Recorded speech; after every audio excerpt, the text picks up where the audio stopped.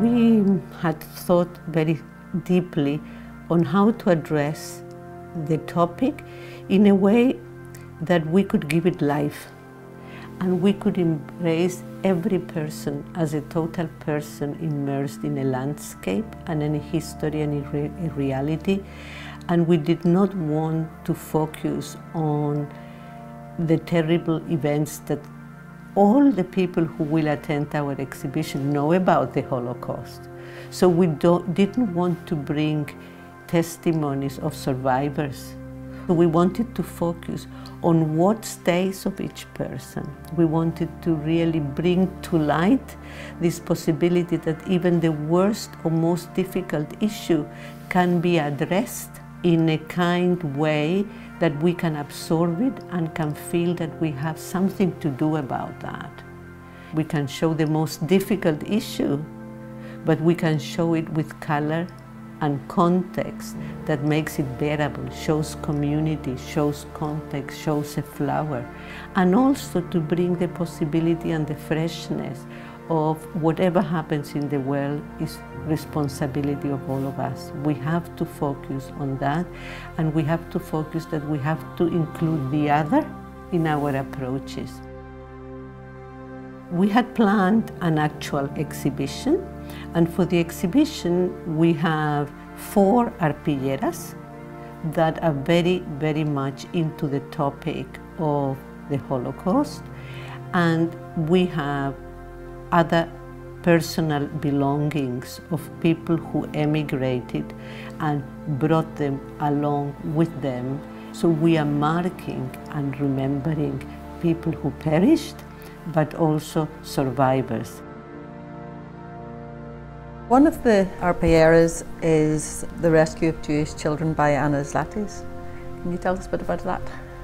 She wanted to focus on the possibility of the Jewish community building itself by having people who survived the war, and also by the relevance to highlighting that the ones who survived not only survived by chance or because they could hide better, they hid because there were people who were willing to take risks and do actual actions to save them. There is much to say about her piece because she did it using a photograph of Vienna bombarded, and then she drew and made little figurines like arpillera dolls, but then she had the very big problem. She felt that she couldn't continue making it because she had to decide which kids would die and which were going to survive. So she asked her grandchildren to draw faces of children who were afraid, and those drawings she has placed in the work she did. So it's a really very, very elaborate, intricate piece that looks very simple, but has all this narrative because she brought the photograph in of the area of where her family used to live. From Argentina then we go to a German arpillera entitled Plein in 1945 by Mara. The most relevant thing of this piece, this is made totally out of her memory in 4 hours.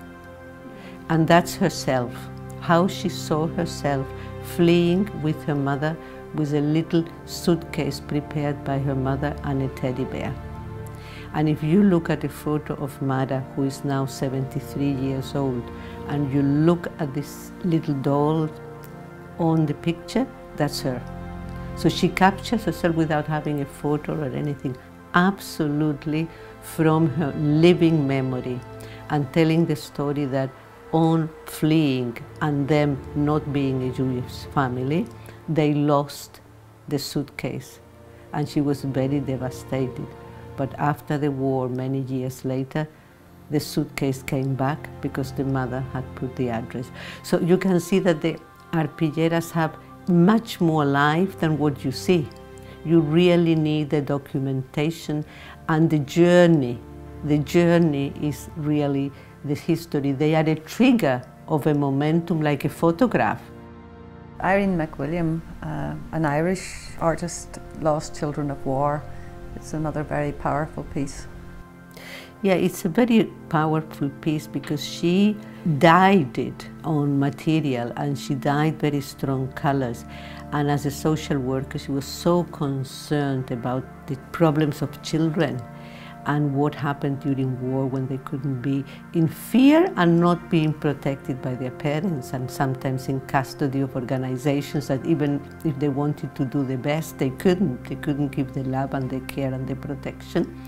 And also the actions that are required by the Red Cross and organizations after the war to find the people. So if you go close to the little figurines, you will say little posters of what are they looking for.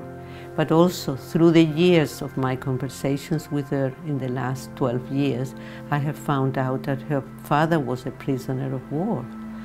And as such, she and her mother were deprived for years to know if the father was alive or not.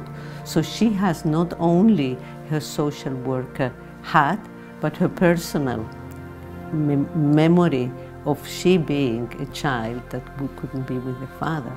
So those stories are also in the layers of the pieces we are showing today. We don't have the physical textile made by Heidi Drahota, Anna Frank's Universality, but it's included in the exhibition. The name is very special. She didn't want to call her just Anna. She wanted to refer to the idea that Anna is the incarnation of so many children who cannot develop their potentiality. She didn't want to concentrate it only on Anna. Anna was the trigger. And her piece is very, very poignant, and it's as much about Anna as it is about all other children in any other country, in Palestine, in Doha now, in Africa, who cannot do what their potential are. The exhibition also includes a number of objects, and the first one is this lock. It's a very interesting lock because it brought in a very big truck the few belongings that my father and mother brought from Europe when they traveled to Chile. The lock is the original that the family had, and you will notice that it has like a small key ring that has a red flower. That's the national flower from Chile called copihue. And when we were preparing the exhibition on refugees, I used to show this to show that in those times the people who emigrated were so welcome, that what they were given when they arrived to the country was a key ring with the national flower and the name Chile, so that they would feel at home. So the next item is a table napkin. Well, it's included because it was one of the few pieces of material my parents had, and to make it a bit more homely and human, every day when they got the ratio of food on the boat, they put it as a table mat.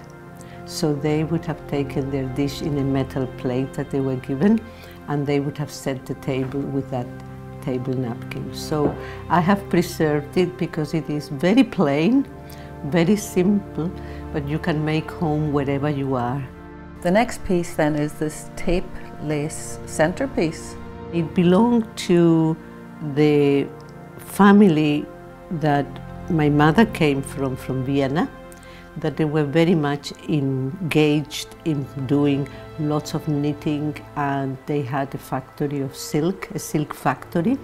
So the knitting, the embroidery, the frivolite and all of that was something they would have done normally, the ladies' work. So that little tape lace centerpiece belonged to my grandmother.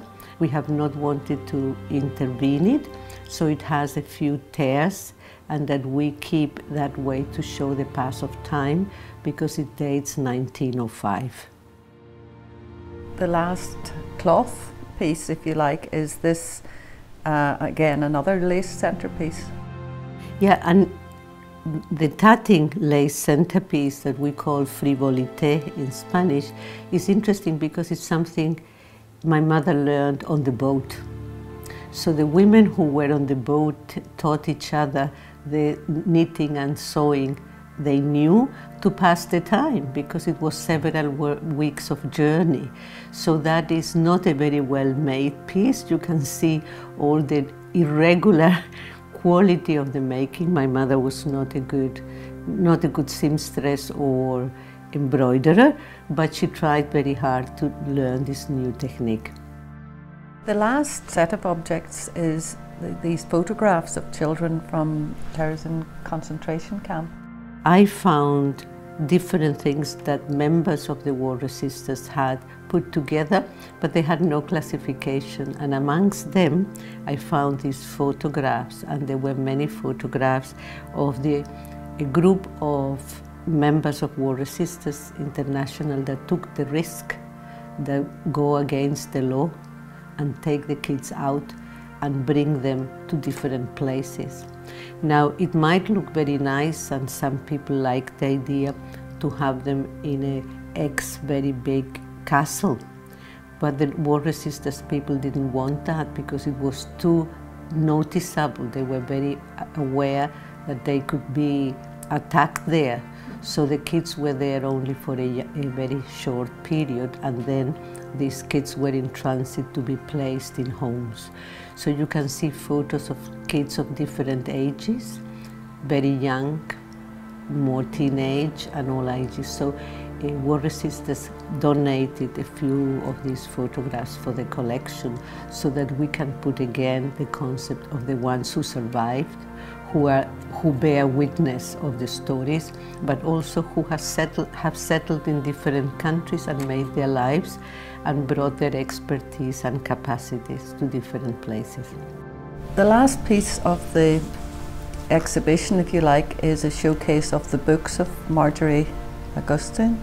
I have placed on a table different books of hers because they are very relevant in the topic we have today, Holocaust, but they are also extremely important for us as Conflict Textiles collection because she documented the first arpilleristas in the 1980s, and she went to their homes and took their oral testimonies and collected arpilleras from them.